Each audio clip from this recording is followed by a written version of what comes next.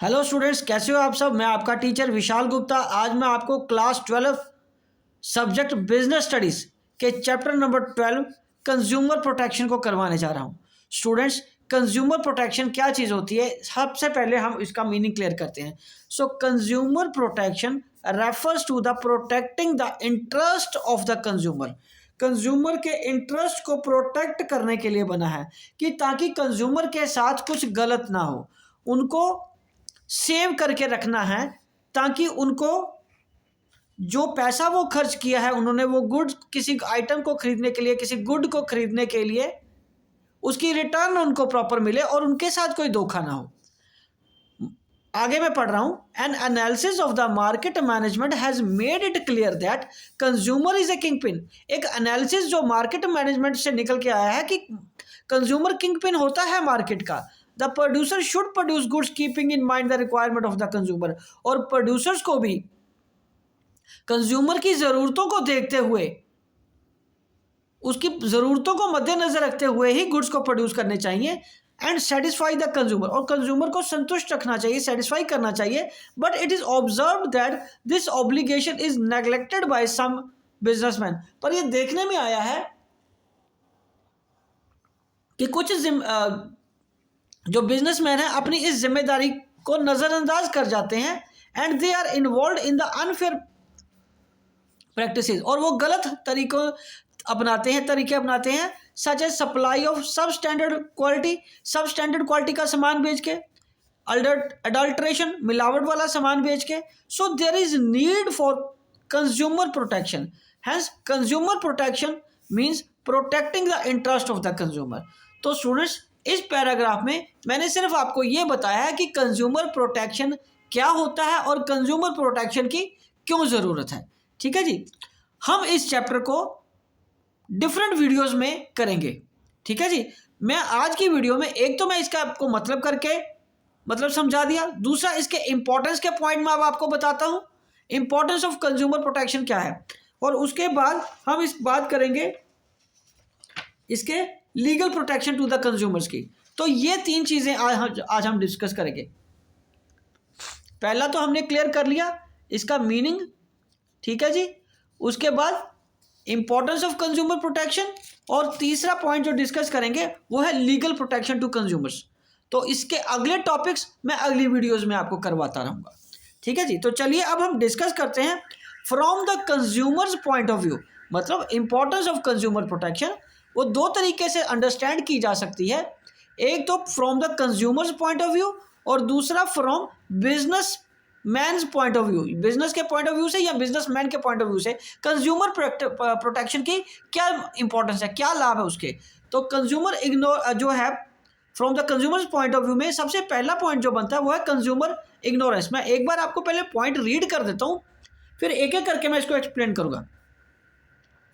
Consumer ignorance, उसके बाद है अनऑर्गेनाइज्ड कंज्यूमर, उसके बाद है wide spread exploitation of consumers. ठीक है जी।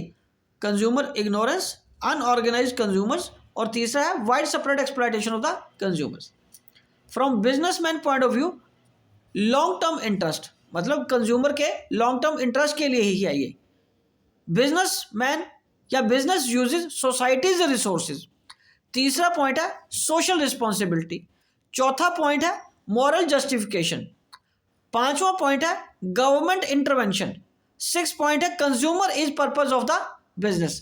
तो चलिए मैं एक एक करके आपको समझाता हूं। हम सबसे पहले डिस्कस करेंगे from consumers point of view. तो कंज्यूमर पॉइंट ऑफ व्यू से हम बात करेंगे। सबसे पहला इंपॉर्टेंट पॉइंट क्या है, वो है कंज्यूमर इग्नोरेंट है। मतलब कंज्यूमर इग्नोरेंस। कंज्यूमर इग्नोरेंट का मतलब कंज्यूमर को पता नहीं है, उसको समझ नहीं है रिगार्डिंग किसके बारे में, उसको समझ नहीं है किसके बारे में वो इग्नोरेंट है, अनजान है।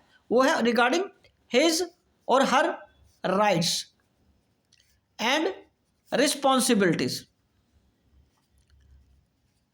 कंज्यूमर को उसके राइट्स के बारे में और उसकी रिस्पॉन्सिबिलिटीज के बारे में नहीं पता। ठीक है जी। और साथ में उसको क्या नहीं पता, उसके रेमेडीज क्या क्या अवेलेबल है। रेमेडीज का मतलब क्या है, उसके पास ऐसी कौन सी जगह है जहां पे वो अगर उसके साथ कोई चीटिंग होती है वो कहां जाके उसको क्लेम कर सकता है, मतलब अपनी ग्रीवियंसेस को कहां जाके वो लिख सकता है, बता सकता है, ताकि उसको न्याय मिले यदि उसके साथ कुछ गलत होता तो इसका मतलब क्या हुआ, कंज्यूमर इग्नोरेंट है रिगार्डिंग हिज राइट्स। ठीक है, उसको पता ही नहीं है कि उसके क्या अधिकार है। नो डाउट उसको अपनी रिस्पॉन्सिबिलिटीज का भी अंडरस्टैंडिंग होनी चाहिए। एंड रेमेडीज, क्या उसके पास इलाज उपलब्ध है। इलाज तो यहां एक वो मेडिकल वाला वर्ड बन गया ना, मतलब क्या क्या उसके पास साधन है जिस तरीके से वो अपनी शिकायतों को वो नोट करा सकता है, और उसके लिए वो कौन सी रिड्रेसल एजेंसीज हैं जहां पे वो जाके उसको क्लेम कर सकता है। रिड्रेसल एजेंसीज का मतलब वो गवर्नमेंट द्वारा बनाई गई एजेंसीज जहां पे उसको कंपनसेशन मिलेगा। क्या मिलेगा, ही gate compensation.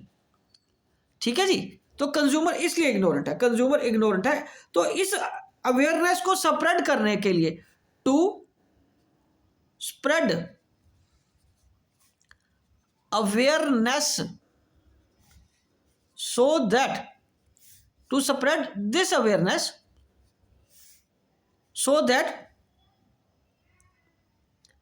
consumer can't be exploited, ताकि उसका एक्सप्लॉयटेशन ना हो, इसलिए कंज्यूमर प्रोटेक्शन किया जाता है कंज्यूमर्स के पॉइंट ऑफ व्यू से, इसलिए इंपॉर्टेंट है।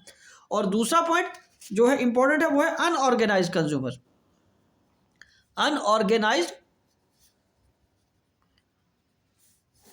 Consumer in developing countries like India, consumers are not organised. मतलब क्या है, consumer organisation, there are very few consumer organisations, ठीक है जी, which are working to protect the interests of consumers. ठीक है जी, consumer protection encourage development of more consumer organisation. ज्यादा कंज्यूमर ऑर्गेनाइजेशंस होनी चाहिए कंज्यूमर प्रोटेक्शन के अंडर, ज्यादा क्या होनी चाहिए, ऑर्गेनाइजेशंस। कंज्यूमर प्रोटेक्शन प्रोवाइड, ये क्या देता है कंज्यूमर्स को, इससे क्या होगा, कंज्यूमर्स को पावर्स ज्यादा मिलेंगे, उनके राइट्स स्ट्रांग होंगे। ठीक है, और कंज्यूमर ऑर्गेनाइजेशंस कंज्यूमर्स के बिहाफ पे, कंज्यूमर्स के बिहाफ पे, ठीक है जी, ये ऑर्गेनाइजेशंस, कंज्यूमर ऑर्गेनाइजेशंस उनके बिहाफ पे कंज्यूमर प्रोटेक्शन को प्रोड्यूसर्स के ऊपर और स्ट्रांगली एप्लीकेबल कराएंगे ताकि उनका एक्सप्लॉयटेशन ना हो। सो अनऑर्गेनाइज्ड कंज्यूमर का मतलब है कि कंज्यूमर संगठित नहीं है, वो उनका कोई ग्रुप नहीं है, कंज्यूमर का ग्रुप नहीं है कोई, मतलब ए कंज्यूमर बी कंज्यूमर को नहीं जानता, बी कंज्यूमर सी कंज्यूमर को नहीं जानता, सी डी को नहीं जानता, सारे एक दूसरे से अनजान है। या यूं कह लो कि इसकी प्रॉब्लम का इसको कोई लेना देना नहीं, इसकी प्रॉब्लम को इससे कोई लेना देना नहीं, इसकी प्रॉब्लम नहीं है, तो हम सबकी प्रॉब्लम एक, हमारी अपनी अपनी प्रॉब्लम है ना। हम सारे इकट्ठे होकर अगर हमारे साथ कोई चीटिंग होती है, कोई मैन्युफैक्चरर या प्रोड्यूसर हमारे साथ कुछ गलत करता है, तो हम कितने लोग हैं जो इकट्ठे होकर जाते हैं, नहीं जाते ना। हमारी प्रॉब्लम हमारी रहती है, मेरी प्रॉब्लम मेरी रहेगी, आपकी प्रॉब्लम आपकी रहेगी। तो इसलिए हमें एक साथ लाने के लिए कंज्यूमर ऑर्गेनाइजेशंस का होना बहुत जरूरी है। उसके बाद वाइड स्प्रेड, अगला पॉइंट है wide spread exploitation of consumers. बड़े पैमाने पे उनका एक्सप्लॉयटेशन होता है कंज्यूमर्स का।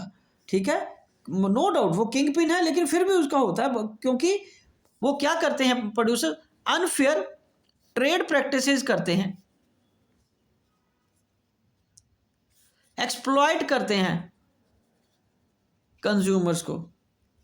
ठीक है जी, और कंज्यूमर प्रोटेक्शन है वो इन सब से उनको प्रोटेक्ट करता है, सुरक्षित रखता है।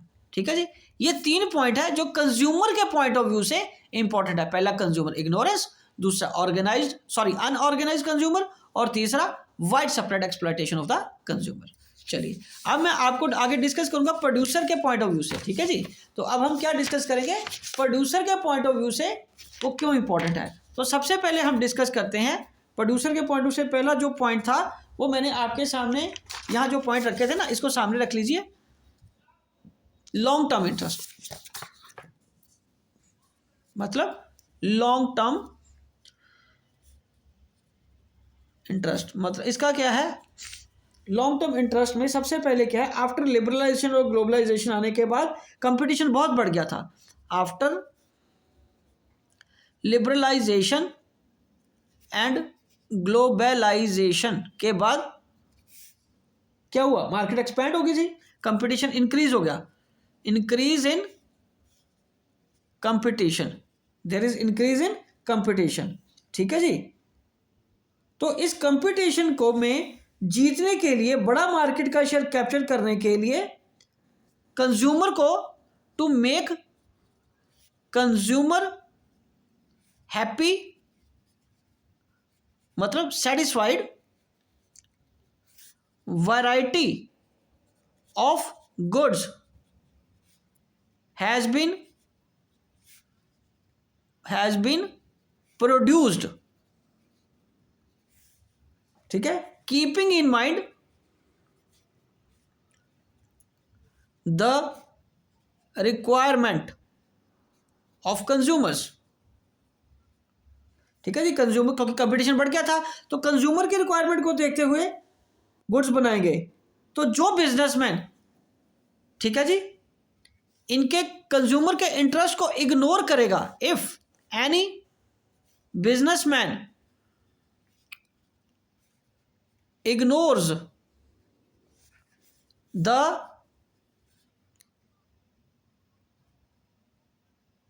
interest or requirement of consumer, he will not be a part of market in a long run।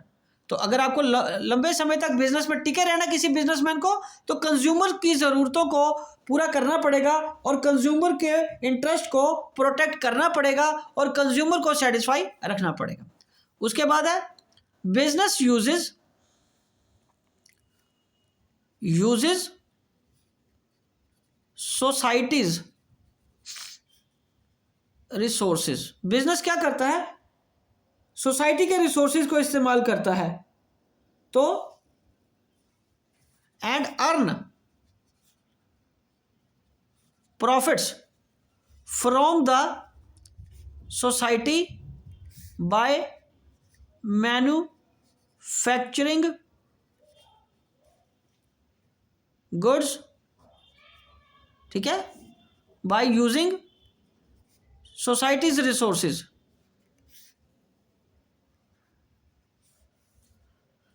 Societies resources, ठीक है जी। तो इसके लिए उसको वो गुड्स बनाने चाहिए या वो चीज़ें करनी चाहिए for the benefit, and he must use the resources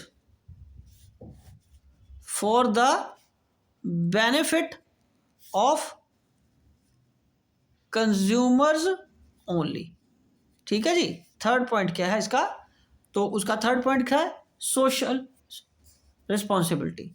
तो सोशल रिस्पॉन्सिबिलिटी का क्या मतलब है, सोशल रिस्पॉन्सिबिलिटी का मतलब यहाँ पे ये बन जाता है from the businessman point of view that various groups जो हैं वो इन्वॉल्व होते हैं उसके साथ, ठीक है, कस्टमर भी उसके साथ इन्वॉल्व होता है बिजनेस में।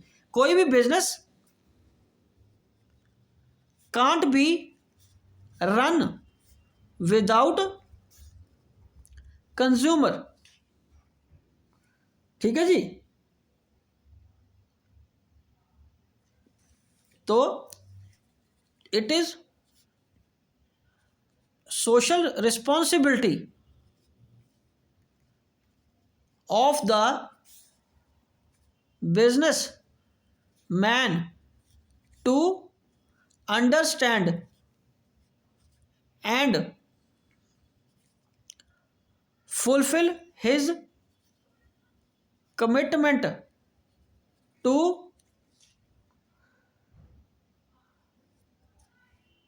Charge reasonable prices and produce quality goods. ठीक है जी, तो क्वालिटी गुड्स बनाना जिम्मेदारी बन जाती है, सोशल रिस्पॉन्सिबिलिटी, बिकॉज कंज्यूमर ही तो है बिजनेस की मेन ग्रुप।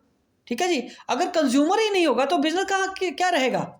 तो इसलिए ये उसकी सोशल रिस्पॉन्सिबिलिटी भी बनती है कि उनको चीट ना किया जाए। ठीक है जी, तो अब हम डिस्कस करेंगे इसका फोर्थ पॉइंट क्या है, मोरल जस्टिफिकेशन। मोरल जस्टिफिकेशन, कुछ इसको मोराल भी बोलते हैं, मॉरल जस्टिफिकेशन, मोरल जस्टिफिकेशन, जो प्रोनाउंस आप करना चाहो ठीक है, या इसका दूसरा नाम है इथिकल जस्टिफिकेशन। ठीक है जी, और इथिकल जस्टिफिकेशन इसमें क्या होता है, एथिक्स किसके साथ वैसे रिलेटेड है, या मॉरल जस्टिफिकेशन की बात करें तो वो किस में होता है, प्रोफेशन में। आपने +1 में भी ये पढ़ा था, ये किस में होते हैं, प्रोफेशन में। बट आजकल ये बिजनेस का भी पार्ट है, it is also a part of business. कौन, ethical, ethics and moral justification. तो इसका मतलब businessman should also follow some ethics. ठीक है जी, to which also added the glory of the businessman. तो ये बिजनेसमैन की ग्लोरी के लिए भी अच्छा है, उनके लिए भी अच्छा है कि वो अगर कुछ मॉरल वैल्यूज को अपनाएं, कुछ एथिकल वैल्यूज को अपनाएं, अपने बिजनेस में इनको ऐड करें। ठीक है, तो ये बिजनेस तो चमकेगा ही चमकेगा, बिजनेसमैन की भी वाह बहुत ज्यादा होगी, क्योंकि कोई सिविल सोसाइटी नहीं चाहती इंटॉलरेंस, गलत सामान का बेचना, इथिकल वैल्यूज का ध्यान ना रखना।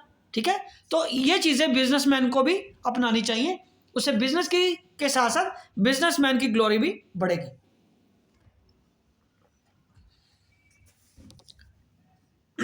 उसके बाद है government intervention. Government intervention, government intervention का मतलब है कि सिंपल बात है, आप अडल्ट्रेशन वाला सामान ना बेचो, सब स्टैंडर्ड सामान ना बेचो। ठीक है जी, और अनफेयर ट्रेड प्रैक्टिसेस में इन्वॉल्व ना हो तो कोई भी आपके बिजनेस में इंटरफेयर नहीं करेगा। गवर्नमेंट इंटरफेयर कब करेगी, गवर्नमेंट इंटरफेयर तभी करेगी जब आप इन चीजों को अपनाओगे और कंज्यूमर के इंटरेस्ट को प्रायोरिटी नहीं दोगे। ठीक है जी, तो ये बिजनेसमैन की फिर वॉलंटरली रिस्पॉन्सिबिलिटी बन जाती है कि वो कंज्यूमर के इंटरेस्ट को प्रोटेक्ट करे। यदि आप चाहते हो कि गवर्नमेंट एजेंसीज आपके बिजनेस में दखल अंदाजी ना करें तो भाई इन चीज़ों से दूर रहो, बच के रखो अपने बिजनेस को। ठीक है, ओके जी। चलिए अगला क्या है, consumer is the objective of business या पर्पज ऑफ बिजनेस। मतलब बेटा कंज्यूमर ही तो पर्पज है बिजनेस मैन के लिए या बिजनेस के लिए, कंज्यूमर को सेटिस्फाई करने के लिए, सामान बेचने के लिए कंज्यूमर को ही तो है वो पर्सन जिससे आपने मनी अर्न करनी है। और अदरवाइज दुकानदार या कोई बिजनेसमैन या मैन्युफैक्चरर या प्रोड्यूसर या इंडस्ट्रियलिस्ट आपने सुबह बिजनेस में क्यों आता 9 बजे अखबार पढ़ने, नहीं, वो कंज्यूमर को सामान बेचने आता ना। अगर कंज्यूमर जो कि बिजनेस का ही मेन पर्पज है, ठीक है, अगर वही सेटिस्फाइड नहीं है तो काहे का बिजनेस, किस चीज का बिजनेस है फिर। ठीक है, तो आपको the basic purpose of business is to create more and more customer. आपका बिजनेस का पर्पज ही है टू क्रिएट कंज्यूमर्स। और अगर इन्हीं को चीट करते रहोगे तो कितनी देर तक कस्टमर आपके पास टिकेगा। ठीक है, तो आपके बिजनेस का तो पर्पज ही यही होता है टू क्रिएट कस्टमर्स, एंड वो तभी हो पाएंगे जब आप उनको प्रोटेक्ट करोगे, protect the consumers as well. ठीक है स्टूडेंट्स, तो मैं एक बार मैंने एक्सप्लेन तो कर दिया, मैं एक बार आपको इसके पॉइंट्स दोबारा बता देता हूँ। ये देखिए पॉइंट्स इसके, ठीक है जी। चलिए अब हम आगे डिस्कस करते हैं। इसका अगला पॉइंट मतलब अगला टॉपिक वो है लीगल प्रोटेक्शन टू कंज्यूमर्स क्या है। ठीक है जी, लीगल प्रोटेक्शन कंज्यूमर्स को क्या मिली हुई है। Government of India has provided various laws and legislations बनाई हुई है to protect the interest of the consumer and some of these regulations क्या है। पहला है द कंज्यूमर प्रोटेक्शन एक्ट, हमारे सिलेबस में यही है इसलिए हम इसी को डिस्कस करेंगे। Enactment of the consumer protection act 1986 was one of the most important steps taken to protect the interest of the consumer. 1986 में एक ऐसा एक्ट बनाया गया था कंज्यूमर्स को प्रोटेक्ट करने के लिए, उनके इंटरेस्ट की रक्षा करने के लिए। The provision of the act came into force from July 1, 1987. Recently this act was amended. ये एक्ट अमेंड किया गया है आज की ज़रूरतों को देखते हुए, आज के सिनेरियो को देखते हुए, आज के बिजनेस की रिक्वायरमेंट्स को या कंज्यूमर्स के इंपॉर्टेंस को देखते हुए अमेंड किया है, बदलाव किए हैं। और उसके फीचर्स क्या हैं। This act provide various rights and responsibilities to the consumer. It provide safeguard to the customers against defective goods, deficient services and unfair trade practices and other forms of exploitation. या किसी भी तरीके से अगर customer का exploitation हो रहा है उसको भी इसी एक्ट के अंडर लाया गया है। दिस एक्ट, ये तो आपको पता ही है ना, डेफिशिएंट सर्विसेज की सर्विस में कोई कमी है, डिफेक्टिव गुड्स में कोई डिफेक्ट है, अनफेयर ट्रेड प्रैक्टिस मतलब सही तरीके से आपको ट्रेड प्रैक्टिसेस नहीं अपनाई गई। This act has provide 3 tier redressal agencies. तो सबसे पहले उसमें कौन सी है, एक डिस्ट्रिक्ट लेवल पे डिस्ट्रिक्ट कमीशन है, स्टेट कमीशन है और नेशनल लेवल पे नेशनल कमीशन है। ठीक है जी, तो ये हम आगे टॉपिक्स जब आएंगे तब इसको डिटेल में डिस्कस करेंगे। ठीक है जी, तो अभी तक के लिए इतना ही, बाकी हम अगली वीडियो में करेंगे। ओके जी, डन। आई होप कि आपको समझ आ गया होगा। ओके जी, डन।